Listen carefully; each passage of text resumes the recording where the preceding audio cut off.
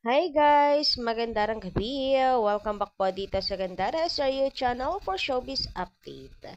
Andito na naman nga po akong muli nagbabalik ang nagmamaganda ninyong kachismosang Kimpaw upang magatid sa inyo ng latest update and fresh happenings patungkol po kay Kim Chu and Paolo Avellino.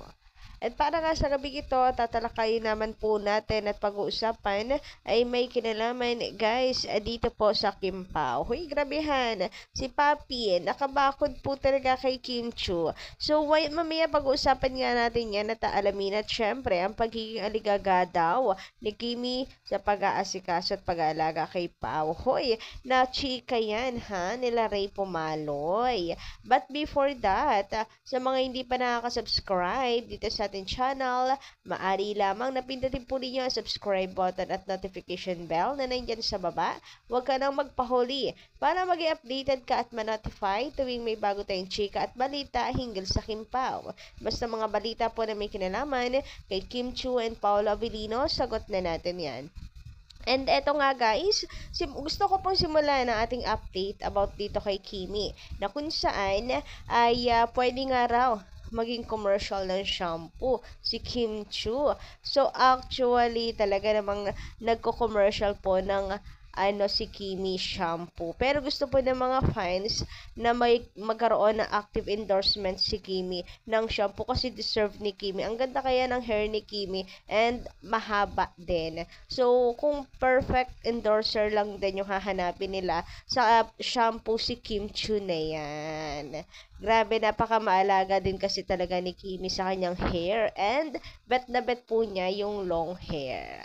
And syempre, si Pao naman kapansin-pansin po ang pagiging, niya ngayon, ah, macho, sexy.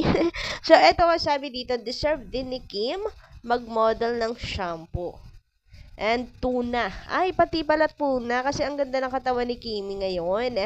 Oo nga. Kasi syempre, magkasama sila ni Pao, workout, di ba?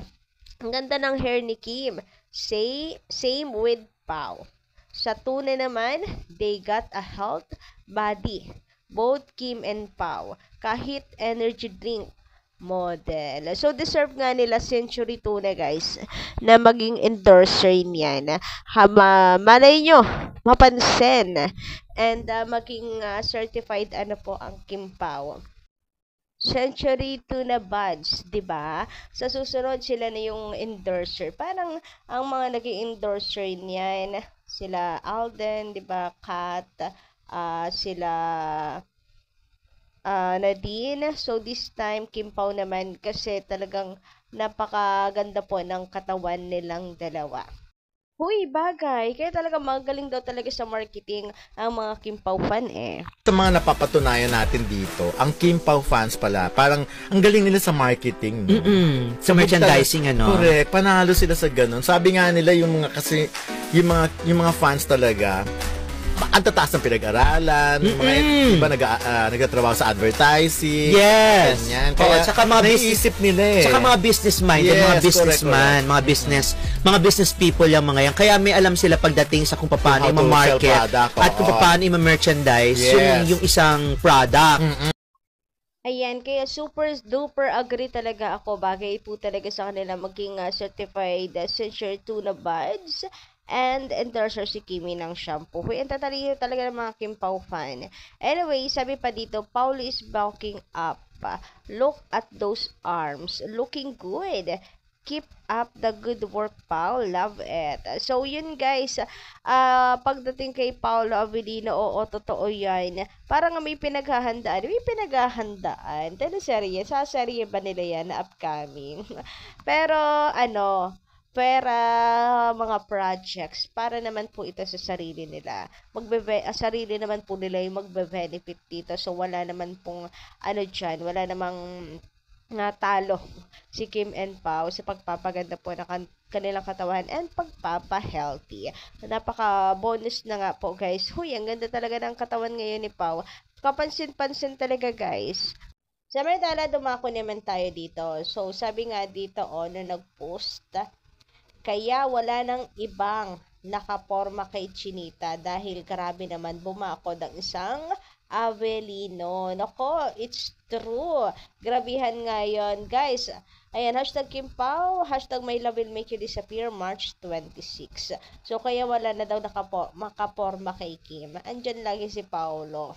Pag pumorma pa man, sumingit sila, tiyan ay awan na lang talaga. Anyway, ayun, natatawa po ako sa mga comments. Ang ganda ng mga comments. Ang kukulit talaga. Ikaw ba naman ang maghintay ng mahigit isang dekada? Oo nga naman. Kaya talagang ngayon, for the bakod na si Paolo Avellino, mahirap na, 'di ba? Siyempre, pakakawalan pa ba niya yan? Nandyan na yung matagal niyang pinapangarap. Hoy, grabehan. Eto sabi pa dito, alam niyo na, mahirap na kasi noon. Mahirap na. Kasi noon, pasana, manligaw, naunahan lang talaga ni Panga. Kaya sayang yung 12 years na naghintay siya. Medyo nahiya kasi noon, kaya naunahan. Medyo syempre,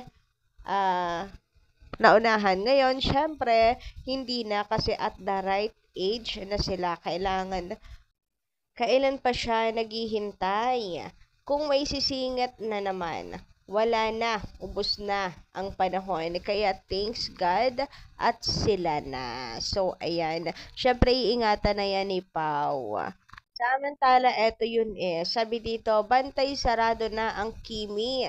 Naubos na ang pasensya, baka kaya binakura na. Naubos na daw yung pasensya ni Pawa. Hindi na niya kaya maghintay pa ng another 15 years. 15 years. Ngayon, dahil may oras na, right time na para sa kanilang dalawa, talaga namang binakura na niya si Kim. Hindi na pakakawalan pa ganon.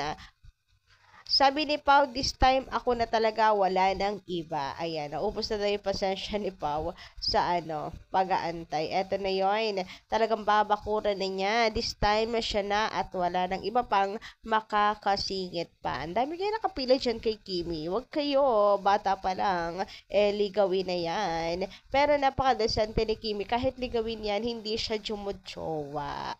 Kasi pinipreserve niya talaga yung sarili niya. Samantala, eto naman, pinag-uusapan po ang Kim Pao nila Ray Pumaloy. Napakamaalaga naman daw kasi talaga ni Kimi. So, eto nga, mapapansin po natin talaga kung gaano ka-healthy yung relationship ng Kim Pao, na kung gaano po kabagay ang isa't isa, 'di ba? Alam mong tinadhana talaga si Kim and Paolo. Alam niyo yun, napaka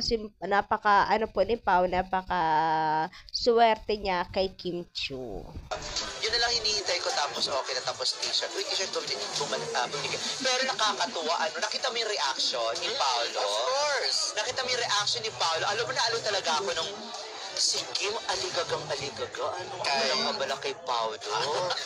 Di ba nakakaloka si Kim? Siyempre, gano'n naman ang role ng mga babae.